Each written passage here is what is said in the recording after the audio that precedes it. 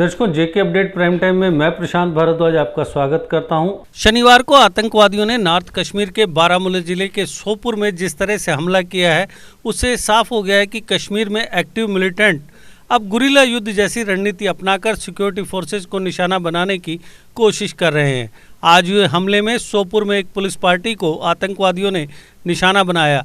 इस आतंकवादी हमले में 2 पुलिसकर्मी शहीद हो गए और 2 नागरिक मारे गए, जबकि 2 पुलिसकर्मियों समेत 3 लोग घायल हुए हैं। कश्मीर में एक्टिव मिलिटेंट ग्रुप्स पिछले काफ़ी समय से कैडर, नकदी और हथियारों की कमी से जूझ रहे हैं। सुरक्षा बलों का दबाव भी लगातार बना हुआ है।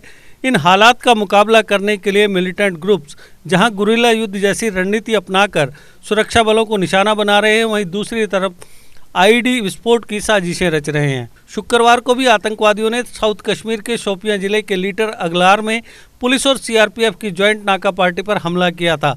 हालांकि इस हमले में किसी तरह का नुकसान नहीं हुआ था। इसी तरह से पिछले कुछ वक्त के दौरान सिक्योरिटी फोर्सेज ने कश्मीर के कई हिस्सों में लगाई गई आईडी को वक्त से पहले डिफ्यूज कर आतंकवादियों की साजिशों को नाकाम किया है। इस साल अब तक कश्मीर में आतंकवादी संगठन 14 बार आईडी लगा चुके हैं, जिनमें से 8 में धमाका हुआ और 7 को डिफ्यूज कर दिया गया। जनवरी में शमसीपुरा कुलगांव में आतंकवादियों के आईडी धमाके में एक सैन्यकर्मी शहीद हो गया था। इसी धमाके से चंद दिन बाद हुए अनंतनाग में भी आतंकवादियों ने एक आईडी धमाका किया था। 16 फरवरी को बीजबिहाड़ा में कबाड़ टिप्पर में आईडी लगाई गई थी। फरवरी में ही सुरक्षा बलों ने 2 आईडी को निष्क्रिय किया था। 22 फरवरी को श्रीनगर के नौगाम रेलवे स्टेशन के पास आईडी बरामद की गई थी। वहीं 10 मार्च को भी एक आईडी मिली थी।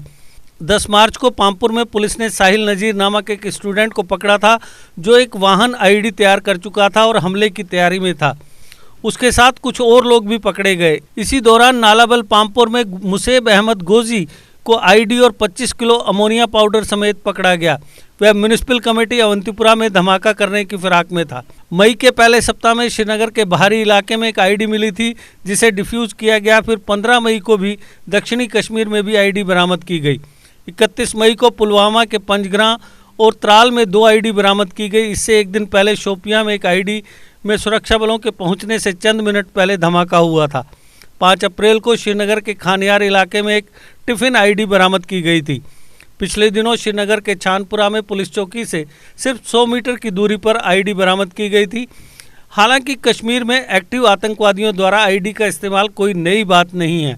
आतंकवादी अक्सर सुरक्षा बलों पर हमला करके उनके शिविरों में दाखिल होने या फिर किसी नागरिक को निशाना बनाने की अपनी रणनीति के आधार पर ही अधिकांश वारदातों को अंजाम देते हैं। आईडी का इस्तेमाल हमेशा स्थानीय आतंकवादी या ओवरग्राउंड वर्कर्स के जिम्मे रहता है। हिजबुल मुजाहिदीन और जैश ए मोहम्मद के आतंकवादी ही ज़्यादातर आईडी का इस्तेमाल करते आए हैं। अब टीआरएफ, जिसे लश्कर का हिट स्क्वाड भी कहते हैं, वह भी आईडी का इस्तेमाल करने लगा है। 14 जनवरी 2019 तक छोटे बड़े 5 आईडी धमाके कश्मीर के विभिन्न हिस्सों में हुए। 14 फरवरी 2019 को पुलवामा हमले के बाद आतंकवादी संगठनों ने कश्मीर में आईडी का इस्तेमाल बंद कर दिया था। 2014 तक आतंकवादी लगभग हर माह औसतन 2 बार आईडी से धमाके करते रहे हैं। 2015 से 2017 तक वादी में शायद ही कोई बड़ा आईडी धमाका हुआ था।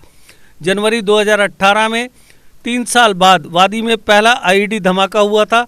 सोपुर में हुए धमाके में 4 पुलिसकर्मी शहीद हुए थे। इस वक्त कश्मीर में आतंकवादी अत्यंत दबाव में है। हथियारों की कमी है, पैसा भी नहीं है। कैडर लगातार घटता जा रहा है। पाकिस्तानी खुफिया एजेंसी ISI और पाकिस्तान में बैठे आतंकवादी सरगनाओं को कश्मीर में बड़ी वारदात को अंजाम देने का दबाव भी बहुत ज़्यादा है।